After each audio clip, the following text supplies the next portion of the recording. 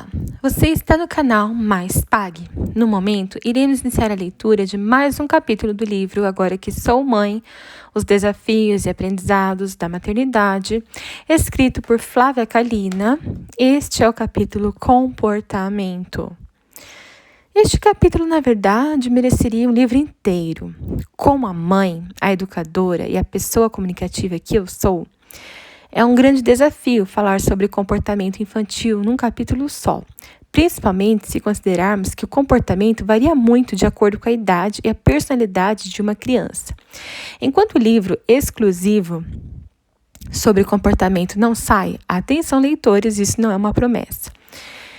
Eu vou falar aqui sobre os conceitos básicos que tenho usado com a Vitória até agora, além de compartilhar algumas experiências que tive ao longo da minha trajetória profissional como educadora de crianças de 0 a 3 anos.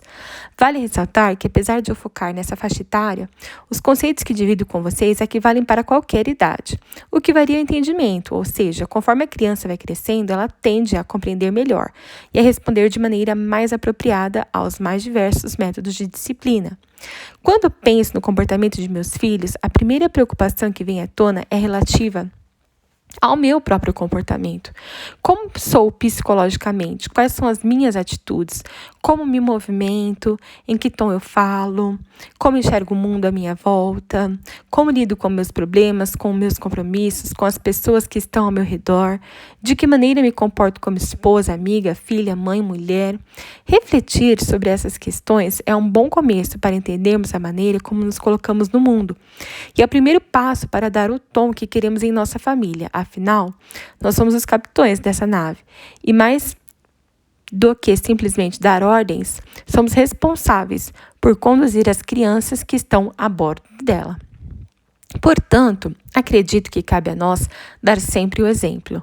É muito comum repreendermos criança para falar baixo enquanto estamos gritando, pedirmos para a criança ter paciência enquanto estouramos com frequência, aconselharmos a criança a não chorar e a não se desesperar enquanto entramos em pânico ao menor sinal de problema. Considerando que crianças aprendem muito mais por observar do que pela fala, funcionamos como espelhos para elas.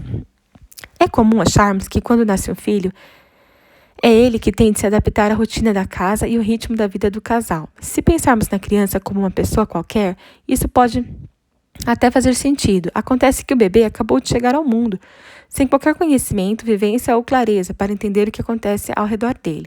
Então somos nós que temos de nos adaptar a ele.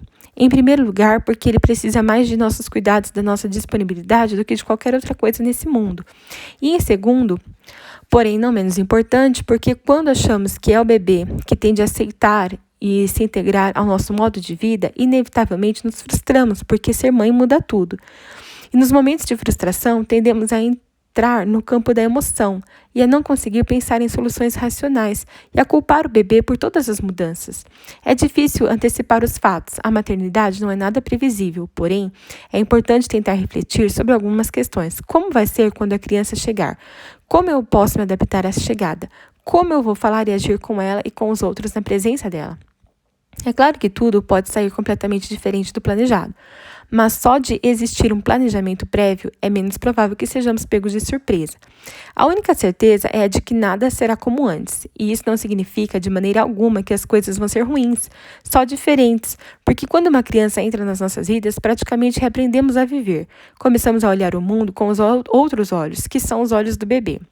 Como eu já comentei com vocês no começo do livro, quando a Vitória chegou da maternidade, eu quis ter um mês de contato intenso com ela e sem muitas interrupções. Parei, inclusive, de produzir conteúdo para o meu canal no YouTube, para ter esse momento com ela, porque eu sentia que precisava entender quem ela era, que tipo de personalidade ela tinha, quais as necessidades do bebê, como seria ter um novo serzinho inserido no nosso mundo e rotina. Observá-la me ajudou tanto que, depois de poucas semanas, eu sentia que já a conhecia a ponto de saber o que esperar dela. É com base nessas experiências que eu digo, prestar mais atenção às nossas crianças em vez de simplesmente reagir ao comportamento delas, guiados pela emoção. É o primeiro passo para entendermos o que elas têm a nos dizer, por mais que ainda não dominem a fala. Quase tudo tem limites, cultivando o amor incondicional. É muito fácil amar uma criança quando ela está tranquila, sorridente, obedecendo e respondendo positivamente aos nossos estímulos. Acontece que crianças não são assim o tempo todo. Faz parte do desenvolvimento delas nos desafiar e testar limites, ou seja, chorar, espernear, fazer manha, gritar e desobedecer. É aí que começa o desafio para nós pais, e é nessas horas que o nosso amor deve se mostrar incondicional. O amor de uma mãe e de um pai por um filho não pode estar atrelado ao comportamento da criança, independentemente de como ela esteja agindo. Toda criança tem de ter a tranquilidade de saber que está sendo amado o tempo todo, a todo momento. Como pais, nós podemos desaprovar o comportamento dos nossos filhos, mas jamais deixar que isso altere o amor que sentimos por eles. Nós devemos repreendê-los quando eles agem errado, desde que critiquemos somente o que eles fizeram e não quem eles são. E essa é uma condição que precisa estar bem clara, porque acontece com mais frequência do que imaginamos. Eu mesma, quando criança, às vezes sentia que minha aceitação por parte de algumas pessoas dependia do meu peso. Se eu emagrecesse, receberia uma enxurrada de elogios. Você está tão magrinha, tão linda, que legal, parabéns. Coisa que definitivamente não acontecia quando eu estava com minhas fases mais gordinhas. Hoje sei que meu valor nada tem a ver com a minha aparência, mas esse é um processo de autoconhecimento e quando eu era mais nova eu não tinha toda essa clareza e profundidade. Eu realmente acreditava que estar em boa forma era essencial para eu ser bem aceita. Portanto, comentários a respeito do meu peso afetavam a minha autoestima e me faziam acreditar que o amor era algo condicionado. E para evitar de passar essa impressão para a Vitória, adoto a seguinte conduta. Sempre que temos alguma conversa mais séria e eu acabo corrigindo-a em algum aspecto, digo que não aprovei o que ela fez, mas que a amo muito. Para finalizar, peço um abraço para selar o nosso amor, que sempre foi e sempre vai ser incondicional. Outra postura muito importante para mim é não guardar rancor da minha filha. Vamos supor que ela tenha puxado a toalha e quebrou um copo de cristal que era da minha avó e que estava sobre a mesa cheio de suco. É uma situação que causa estresse? Sim, sem dúvida. Além da sujeira, há todo o apelo emocional que envolvia o copo. Mas é aí que chega a hora de focar no que realmente importa. Guardar rancor dos nossos filhos por causa de um copo é uma postura muito negativa para a nossa relação com eles. Imagine quantas oportunidades de conexão ou de conversa não perdemos por ficar de mal com nossos filhos durante o dia inteiro. Portanto, tento desapegar desses sentimentos destrutivos. Ao longo da vida, nossos filhos vão fazer muitas coisas que desaprovamos, assim como nós fizemos com os nossos pais. Relembrar esses episódios da nossa infância nos ajuda a criar empatia para lidarmos com essas situações e deixarmos passar, seguirmos, tocarmos em frente. Devemos corrigir nossos filhos sempre que eles fizerem algo de errado. Aliás, esse é o nosso papel. Mas, acima de tudo, precisamos focar no que realmente importa, relações e não em objetos. Então, para concluir esse assunto, eu diria que o amor incondicional é algo difícil de explicar. Não é preto no branco, não é simples. Acredito que ele será construído e não natural. Sempre me senti amado pelos meus pais e pela minha família, mas quando meus filhos nasceram, o amor, inclusive o próprio, ganhou um sentido muito maior. Quando eles me olham, eu percebo que o fazem sem filtro algum. Eles realmente enxergam a minha essência, precisam da minha inteligência emocional e não da minha aparência. Então, posso afirmar com certeza que aprendi a me aceitar ainda mais depois dos meus filhos. Foi ali que percebi que o meu verdadeiro valor está nas relações que eu consigo desenvolver e não em como eu me apresento fisicamente. Testando limites e nossa paciência. Quando tinha mais ou menos 1 aninho de vida, a Vitória passou por uma fase de me bater no rosto. Era sempre na mesma hora do dia, o que pode levar você a crer que depois de um tempo eu já estivesse preparada, mas não. Era sempre uma surpresa bastante desagradável, como o é de todas as vezes em que as crianças testam os nossos limites. Vamos lembrar que na faixa de 0 a 2 anos, as crianças não têm vocabulário nem ferramentas necessárias para lidar com emoções e frustrações. Uma coisa é uma criança de 8 anos que já entende o mundo e já tem à disposição outras ferramentas para lidar com angústias, bater nos pais. Outra coisa completamente diferente é quando esse comportamento vem de uma criança de 1 ano. Nessa idade, eles estão conhecendo o mundo e experimentando novas situações o tempo todo. Portanto, um tapa na cara não é um ataque pessoal e não deve ser encarado assim. Aliás, por mais doce e amável que a sua criança seja, é inevitável, ela vai testar os seus limites. É importante compreender que não se trata de uma demonstração de ódio. Muito pelo contrário, ela apenas faz isso porque você é uma pessoa que ela mais ama nesse mundo e talvez a única que a deixa simplesmente suficientemente à vontade para fazer esses testes. E cabe a gente, nesses casos, repreender o ato, sempre com muito amor. Afinal, tapa, grito, mordida e manha são muitas vezes as únicas formas que as crianças encontram para pedir que alguém, no caso nós, os ajude ou lhe dê limites. Outra coisa que precisamos entender é que as crianças não são naturalmente manipuladoras, portanto, não escolhem horário ou lugar para explodir. Embora tenhamos a percepção de que elas se comportam mal quando estão em locais públicos só para provocar vergonha, isso não é intencional.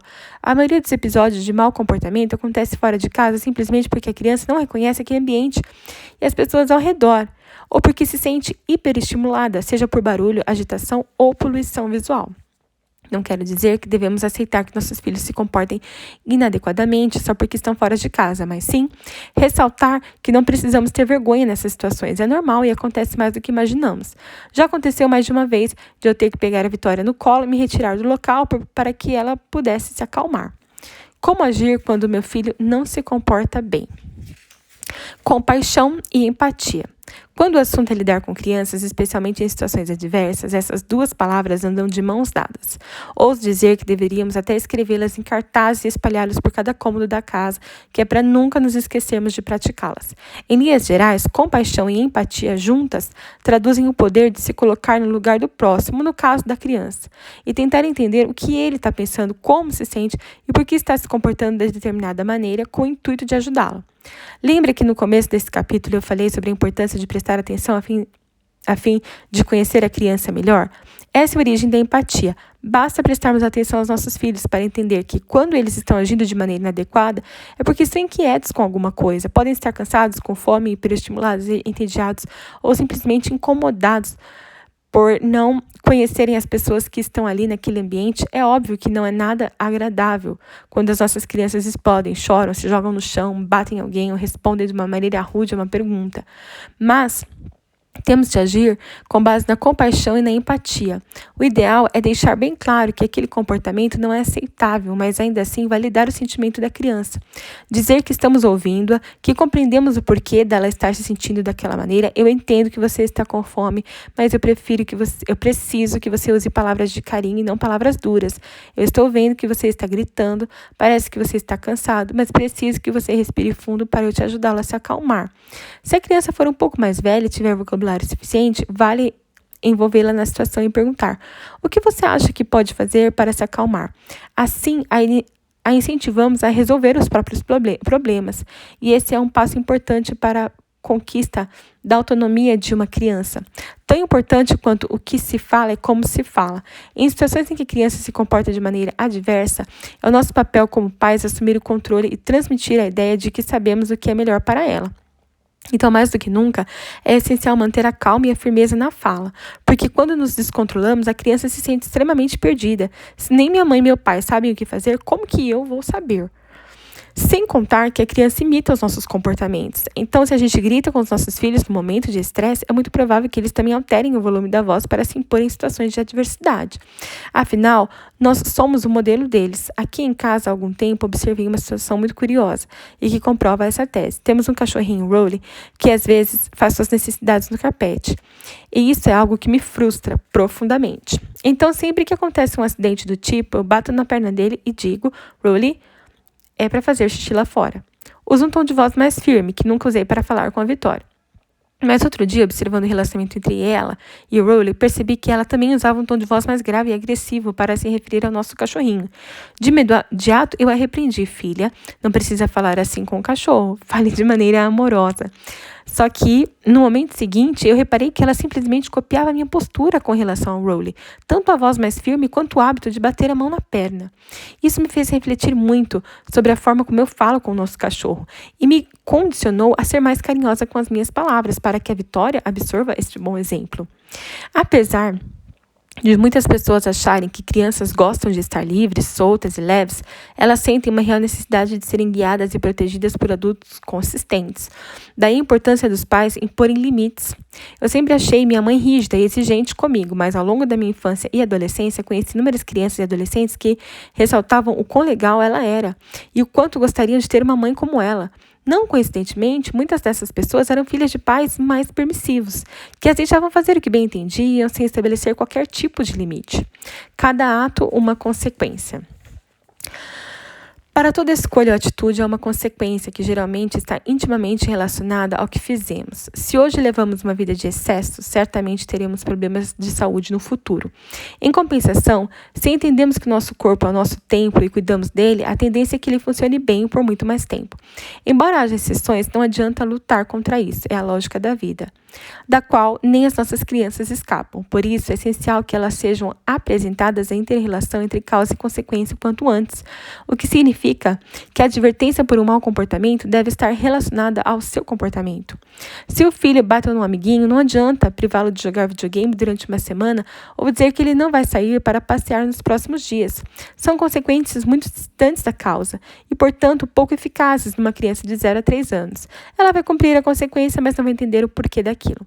Ao contrário de quando a consequência está diretamente associada ao mau comportamento. Outro dia, durante uma brincadeira com bolinhas de gel, a Vitória se desinteressou pelo que estava fazendo e acabou jogando as bolinhas no chão. Então, eu pedi que ela recolhesse as bolinhas e limpasse o chão. Assim, ela pôde entender que só teve de cumprir uma tarefa chata, ou seja, limpar, porque agiu inadequadamente ao jogar as bolinhas.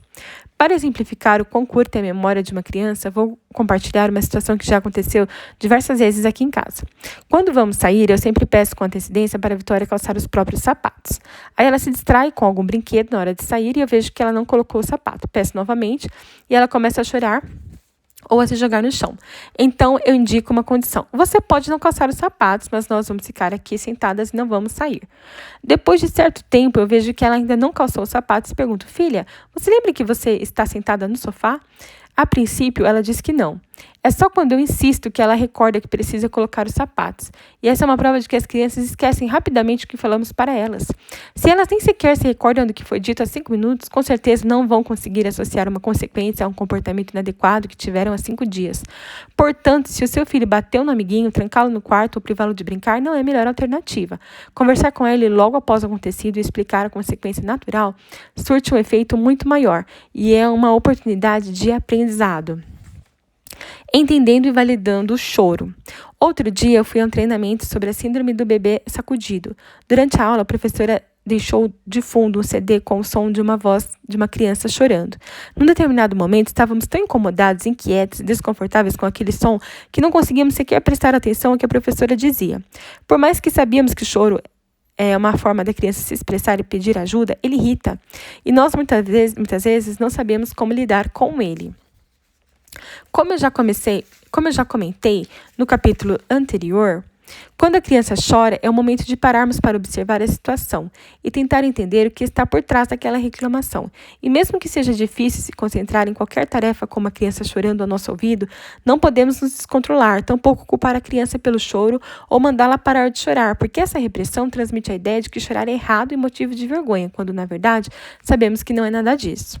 É óbvio que precisamos nos esforçar para encontrar uma forma de acalmar a criança, mas o choro precisa ser reconhecido e respeitado.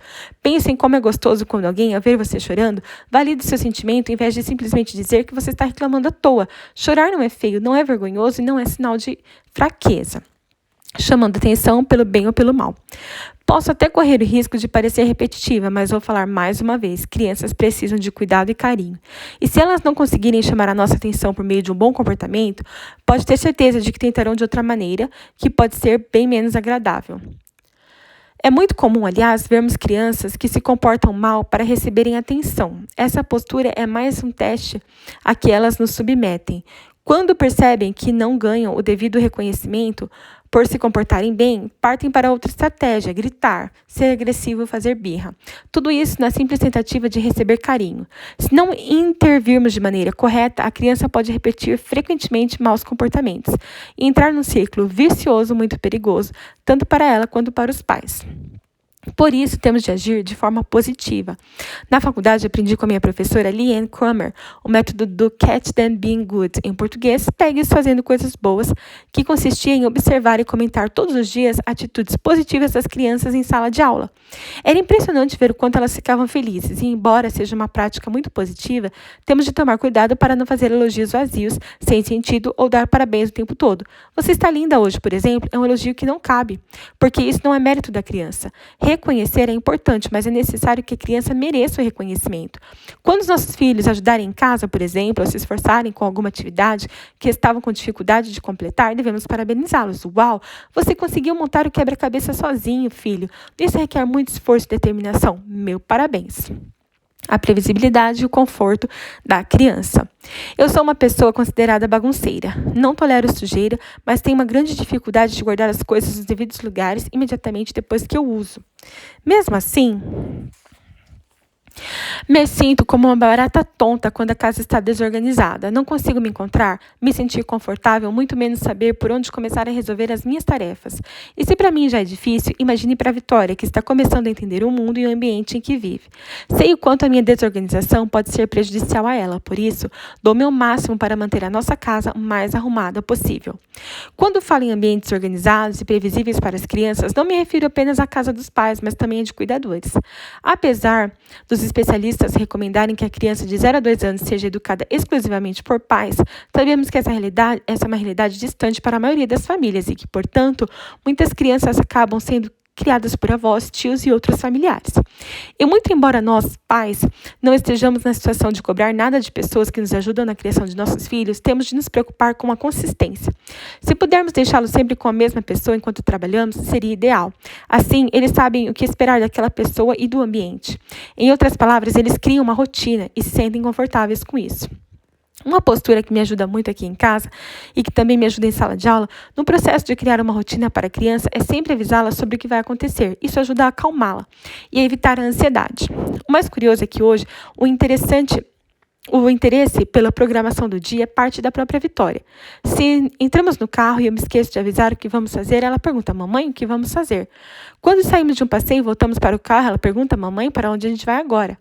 Sinal de que saber da própria rotina é algo que traz segurança para ela. O jogo de opções. Como eu já comentei nesse capítulo, as crianças gostam de participar do processo de solucionar problemas relacionados ao universo delas.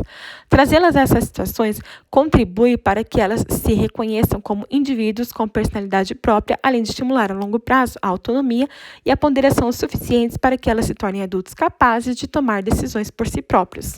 Então, aproveito para compartilhar com vocês o jogo das opções, uma estratégia que eu adoto com a Vitória quando ela apresenta resistência para fazer algo que precisa ser feito. O jogo das opções consiste em dar à criança a possibilidade de escolher entre 2 comportamentos aceitáveis. Vamos supor que seu filho não queira vestir o pijama após o banho e esteja correndo pelado pela casa. Para resolver o impasse, você pode dizer: você quer colocar seu pijama sozinho ou quer a minha ajuda? Ou você pode dizer: você quer dar boa noite para o papai antes ou depois de colocar o pijama? Note que não colocar o pijama não está entre as alternativas, porque você precisa que o seu filho faça isso. Então, apesar do poder de decisão estar na mão dele, não existe a possibilidade de ele não fazer o que você está pedindo. Ou seja, independentemente da escolha que ele faça, ele vai acabar tendo que colocar o pijama. É claro que as opções não vêm à mente de imediato. Trata-se de um exercício que temos de praticar com frequência para que se torne natural. Mas a partir do momento em que você perceber o quão poderoso esse jogo é, fica mais fácil incorporá-lo ao seu dia a dia em família. Ver a criança envolvida na solução do problema e perceber que vocês não estão brigando pelo poder, afinal, a criança é quem vai fazer a escolha. É algo que traz autoestima e demonstra respeito. Apenas devemos tomar cuidado para não conduzir o jogo de forma equivocada. Você prefere colocar o pijama ou apanhar? Por exemplo, não funciona, porque apanhar não é uma opção aceitável para a criança. É claro que ela vai escolher pôr o pijama, mas não porque prefere se vestir, e sim porque está com medo de tomar um safanão. Lembre-se sempre de que as 2 opções precisam ser viáveis e que tanto você quanto a criança têm que se sentir bem, qualquer que seja a escolha. Não diga não. Soa contraditório dizer não diga não, mas é uma frase que temos que manter em mente e novamente exercitar, porque dizer não é natural para nós. Não põe a mão aí, não sobe na cadeira, não joga o brinquedo no chão. O não está sempre na ponta da língua. E por incrível que pareça, não surte o mesmo efeito quando o receptor da mensagem é uma criança. O cérebro das crianças não computa corretamente a palavra não. Ele inverte a lógica da palavra negativa, incentivando a criança a fazer exatamente o que proibimos. É como se eu dissesse: não pense numa girafa azul. É inevitável, no mesmo instante, nos vem à mente a tal da girafa azul. Por isso, usar não Para educar os nossos filhos é um artifício que não funciona como deveria. E uma boa maneira de driblar isso é falar para eles o que nós queremos que eles façam e não o que nós não queremos que eles façam. Em vez de falar, não põe a mão no fogo, vale dizer, eu quero que você coloque a mão na cintura sempre que chegar perto do fogo, porque ele está quente e você pode se queimar. Em vez de ordenar, não joga o brinquedo no chão, podemos dizer, eu quero que você guarde o brinquedo na prateleira. Trocar, não bate no seu amiguinho, por eu quero que você faça carinho nele. Pode ser uma boa saída. É uma mudança simples de discurso, mas muito eficaz e nítida no dia a dia da família. E isso não quer dizer que a gente não vai usar a palavra não, é apenas uma técnica para não banalizá-lo. O não faz parte de dar limites para as crianças, só que devemos usá-lo em momentos específicos para sermos mais assertivos. Em situações relacionadas a segurança, por exemplo, eu uso bastante a palavra não. Se a Vitória está perto de uma escada ou próxima do Henrique segurando algum objeto que possa machucá-lo, eu digo não, porque são situações que mostrar os limites chega a ser urgente. E se eu banalizar a palavra, ela não vai surtir efeito, justamente no momento em que eu mais preciso que meus filhos entendam a palavra não. E se os pais discordarem sobre os métodos de disciplina? Eu, particularmente, acredito que essa é uma conversa que deve acontecer antes mesmo do casal ter filhos. É claro que o assunto vai vir à tona durante a gestação e o desenvolvimento da criança, mas é muito importante que o casal deixe bem claro, o quanto antes possível, quais valores consideram inegociáveis na criação do filho. As coisas seriam muito difíceis aqui em casa se o Ricardo achasse que bater fosse o ideal para disciplinar uma criança, sem dúvidas. Teríamos problemas recorrentes de convivência e relacionamento. Felizmente, nós concordamos e acreditamos no mesmo método de educação. E se uma das partes apresenta resistência a alguma ideia da outra que a outra defende, trazemos argumentos para a conversa, de modo a tentar convencer um ao outro do que é melhor aos nossos filhos. Portanto, se você encontrar divergências com relação ao pensamento do seu parceiro, tente, a princípio, argumentar, trazer dados e casos, imprimir um artigo de um especialista sobre o assunto para ter uma boa ideia. Muitas pessoas têm como referência a própria infância e se defendem dizendo, eu apanhei a vida inteira e hoje sou uma boa pessoa. Acontece que a educação vai muito além disso. Cada um tem personalidade e vivências diferentes, e não podemos presumir que a experiência de um seja uma verdade absoluta. Agora, se a argumentação não adiantar e a conversa chegar a um nível mais complexo, eu recomendo que o casal procure um profissional. Seja um pediatra que explique as condições ideais para o desenvolvimento da criança, um psicólogo que fale sobre boas práticas ou um terapeuta de casal para mediar os conflitos de opiniões existentes. Novamente, eu repito, não é vergonha nenhuma procurar ajuda. De fato, criar um filho não é uma tarefa fácil, mas fica muito mais simples quando sabemos que podemos contar com pessoas certas. Obrigada por acompanhar a leitura deste capítulo do livro Agora que Sou Mãe, os desafios e aprendizados da maternidade, escrito por Flávia Kalina.